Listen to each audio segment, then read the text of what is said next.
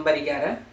इसकी आकृति है दत्त त्रिभुज ABC में, ये जो ABC है BAC 90 अंश, रेख BL और रेख CM त्रिभुज ABC की माध्यिकाएं हैं।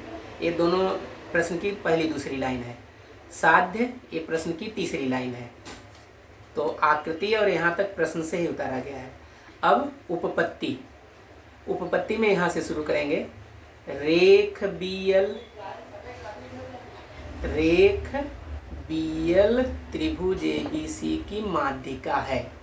रेख BL त्रिभुज ABC की माध्यिका है दत्त। BL माध्यिका है। L माध्यिका है मतलब ये AC का मध्य बिंदु है। मध्य मतलब आधे पर है, तभी ये देखिए निशान प्रश्न में ही दिया है कि जितना L के इधर का है उतना L के इधर का है, तो दोनों सेम है। तो अगर आप AL चाहिए आपको तो एक भाग, ये पूरे का आधा होगा, तो AL बराबर हाफ AC। इसको कथन नंबर 1 दे दिया। फिर उसी दत्त से रेख CM त्रिभुज ABC की माध्यिका है। रेख CM त्रिभुज ABC की माध्यिका है, ये भी प्रश्न में दिया है। तो CM माध्यिका है, इसका मतलब यम मध्य बिंदु है। किसका मध्य बिंदु है? AB का। तो कौन दो पार्ट सेम हुए? प्रश्न में दिया है आकृति में, ये निशान देख रहे हैं ना, जितना यम के इधर का उतना यम के इधर का। तो कोई एक पार्ट लेंगे तो पूरे का आधा होगा। तो हमने कौन पार्ट लिया है? AM किसका आधा हुआ? AB का। AM बराबर हाफ है। ये कथन नंबर 2 हुआ।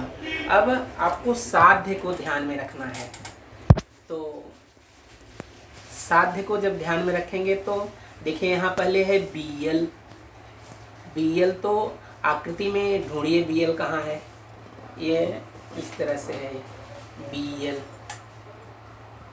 तो ये देख रहे हैं किसी त्रिभुज का एक कर्ण है, तो ये इतनी ही आकृति देखिए इधर बना लिया BAL।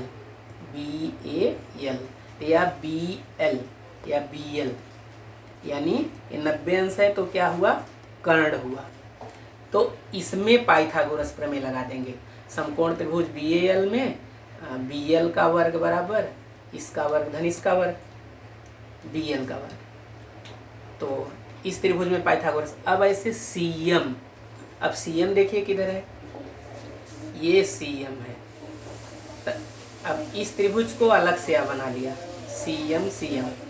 तो जब ये 90 अंश है तो ये कर्ण हुआ, तो इसमें भी पाइथागोरस प्रमेय लगा देंगे।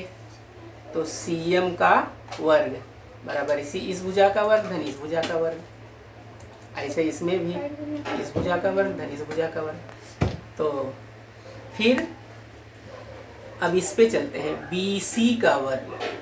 BC तो यहाँ ये बड़ा वाला जो त्रिभुज है वो, या बड़ा वाला त्रिभुज यहाँ बना लिया।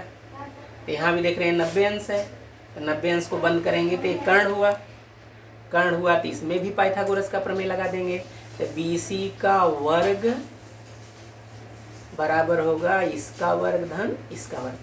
तो आप साध्य को देखेंगे BL, तो वह त्रिभुज पाइथागोरस प्रमेय। फिर CM वो त्रिभुज, उसमें पाइथागोरस का प्रमेय। फिर BC और वो त्रिभुज बना करके उसमें पाइथागोरस प्रमेय। फिर देख रहे हैं जो पहला दूसरा लगाए हैं उसको जोड़ना है। पहला दूसरा जो लगाए हैं पाइथागोरस का प्रमेय उसको जोड़ना है। तो अब देखिए ध्यान से कैसे निकाला गया जो है तीनों में। तो BAL में पाइथागोरस प्रमेय लगाए तो ये लाइन आ गई, लेकिन AL की जगह पे क्या लिख सकते हैं? हाफ AC, वो कथन 1 में लिखे हैं। फिर ये हाफ AC का स्क्वायर है, तो ये दोनों तो जैसे है वैसे आया, और 1/2 का वर्ग 1/4 और AC का वर्ग AC का वर्ग। तो देख रहे हैं हर में 4 है, इधर कहीं 4 नहीं है, तो 4 से इसमें भी 4 से गुणा, इसमें भी 4 से गुणा, इसमें भी 4 से गुणा, 4 से गुणा। ये 4 BL स्क्वायर, ये 4 AB स्क्वायर, 4 से कट गया AC स्क्वायर। ये कथन नंबर 3 हो गया।